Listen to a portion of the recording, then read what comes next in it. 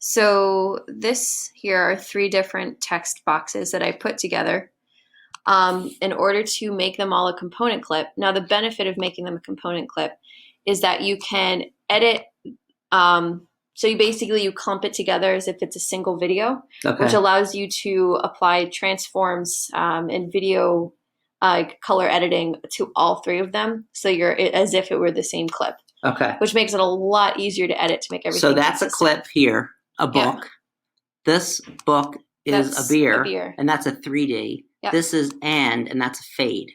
Yep. And a book is a tumble 3D. Okay. Yep.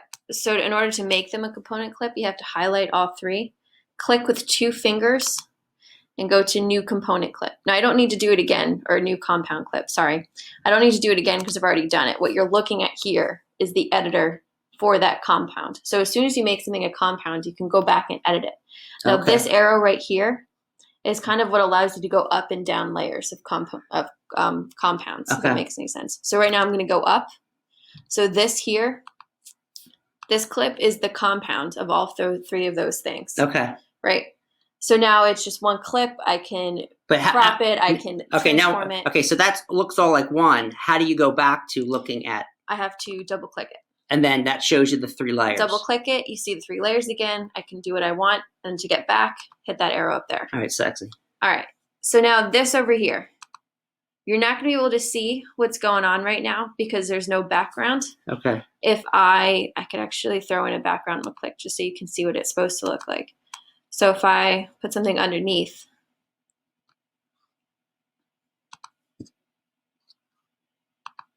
actually it's not going to show up at all here. Okay. You will see it in the next layer. Okay. So what this is, oh, you did see it. It was just taking too long to, okay, just give it a sec. So what this frame is, this uses a mask layer. Okay. I'm going to show you what a mask layer is. You can see it, let's see, over here. Oops. Let's see, down in masks. Now it's an image mask. So what I did is I used a generic clip. I didn't really care what it was because I was just going to make it black to begin with. But you want to make sure you had a solid background. Okay. Now with this one. And that's the one that's called blobs, right? Yeah. It doesn't really matter. You could use anything here because I made the exposure all the way dark. So okay. I could use black. I don't know. I just picked a random one. So this is, as soon as you put the image mask on this, you can select what mask source you want to use. Now in this case, I wanted the letters to go from the texture that you see here. Then I wanted the background and the font to switch so that suddenly the words would be blacked out and the background would become visible. Okay. So in this case, I wanted the texture to go from one color to all a solid color. Okay. And the background's solid black. Okay. So in order to do that, I used a mask, put it on top of this, and inverted it. You see? Yeah. So you can switch what part you see and what part you don't. Okay. So and then when you blur it together, exactly. When you blur it together, this slowly changes from the texture that you see to the background. So I'm going to get rid of this real quick. I'm going to show you this, and ended up being a really cool effect. And again, that was another compound clip. Okay. In order to edit that, I double click, and here I am. Okay. So you don't see that level. No. When you're inside a compound, you don't see the upper layers. Okay. So this is basically like 4 compounds within a single clip. Okay. So in this case, now I have our fire background. Okay, and that's just it's like I just pulled that from the internet. You could use your fire royalty free. Yeah. Okay, but I could use the fire pit. Yep. Okay, and that's an easy switch out. Yep. So now you see here, you get that nice effect of, because I have this switching from the regular layer to the masked layer. You have a book and a beer, and then it slowly switches so that you see this fire. Oh wow! Under the inside of the mask layer, Love and now it. The background is black. Okay. Now, one thing that I realized when I was using the fire is that the fire was too dark in some areas and you couldn't read the full text. So if you'll notice, the fire goes from darker here to lighter In order to illuminate. Yes, in order Okay. to bring out the text. Okay. In order to do that, I used keyframing. So I'm going to show you what keyframing Now, is. keyframing is when you're doing like a green screen. No, not necessarily. That's keyframing is when, so keyframing is, you can use it in a lot of different things. You can use it with color, you can use it with transform, you can use it with crop, you can use it with distort. Basically, any property of the video that you can change, you can use keyframing with.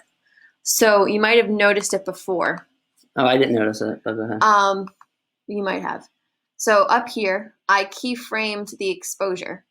So up here, do you see this stuff? Yeah. This up here is what lets you put down a keyframe. That means wherever your cursor is, at that point in time, you want that video to have this property. Right here. Yes. Okay. And that's that little... Oh, yeah, I worked on that last time. Mm-hmm. So in order to navigate between them, you hit forward or backwards, and that helps you move between keyframes. If you have a keyframe that you don't want, you navigate to it and you can unclick this. Okay. And it'll remove that keyframe from your thing. So right now I have a keyframe that makes it dark enough that you can see the text when it's textured. And then the next one, I start bringing the exposure up. Right there. Right there. So right there, keyframe, change it. Yep. And that's, so you'll see from here. So you don't have to do the whole video. You just do what you want. Yes. And then it moves linearly between those two parts. So if you'll watch up here. Oh, it does. It moves. Oh, there it goes. Because it's programmed to reach certain settings Final at certain cut, parts in the video. Final cut, you're right. It's awesome. And you can use keyframing with transform. Like over here, you'll see the keyframe button right here. And you just do whatever you want. If you make it a certain size at one point, keyframe it. If you want it to get smaller, move further in the video, then hit the keyframe button again and make it smaller so that it goes from that size to that size in the given period of time between those two keyframes. And you can do that with basically any setting imaginable, even in like text settings and stuff in text boxes. So that's that, and that's what allowed me to make it visible underneath. Okay. So now this is the top layer.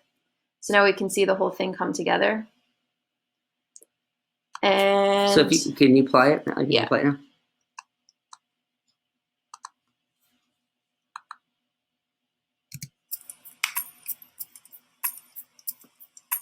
You see the exposure come up? Yep. Yep.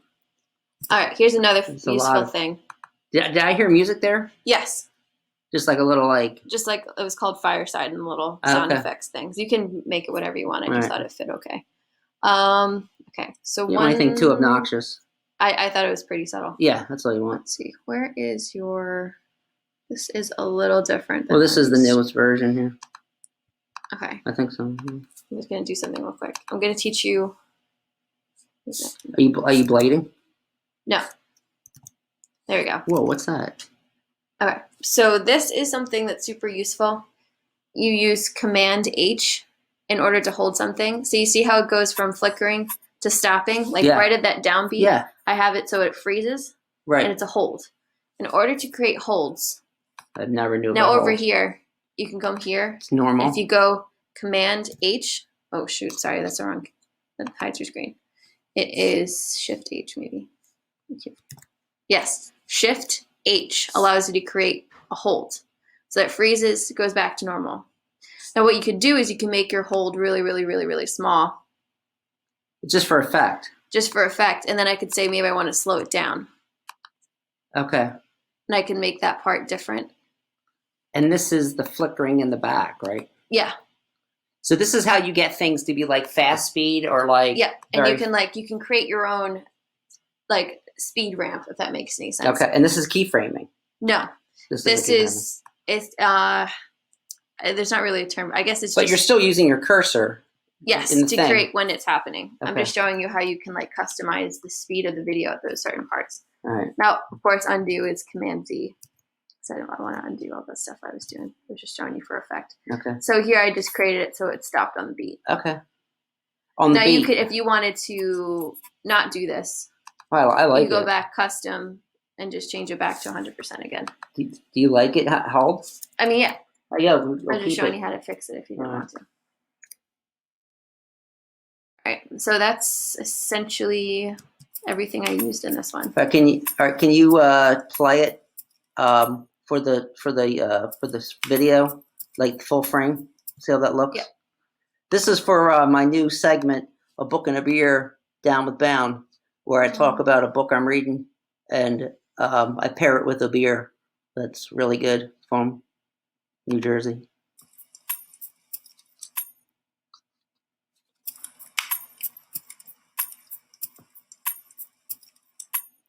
Wow. You see? Yeah. I mean, it's so much with just like, it's a lot to do, like 5 seconds. But that's a really good intro. I like that a lot. And it's something you can use on all of them. It's like something you got to do once, and then that's that. That's it.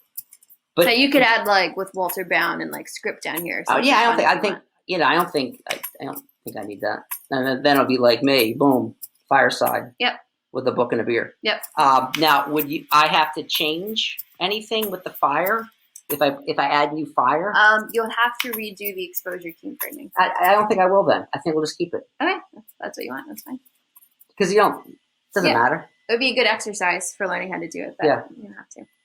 What would be good is if you say, okay, you watch this video, Dad, try to do something, and then I'll be here telling you what you're doing wrong. That'd be pretty good. Okay. Thank you so much. Sure. Fantastic. And that's 4 seconds. Is that 4 seconds? Yeah, 4 seconds is a good length for an intro clip. Very good. And I'll try to keep the videos short. Taking too long. Typically under 5 minutes is a good ballpark. Thank you so much. This has been Madeline Bowne and her dad, Walter Brown.